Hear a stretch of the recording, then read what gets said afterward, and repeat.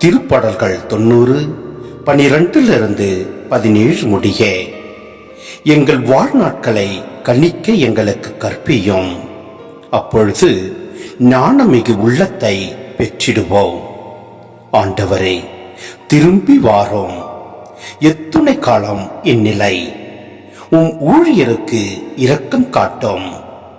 காலைதோறும் உமது பேரன்பால் எங்களுக்கு நிறைவளியும். அப்பொழுது வாழ்நாளெல்லாம் நாங்கள் களி கூர்ந்து மகிழ்வோம்.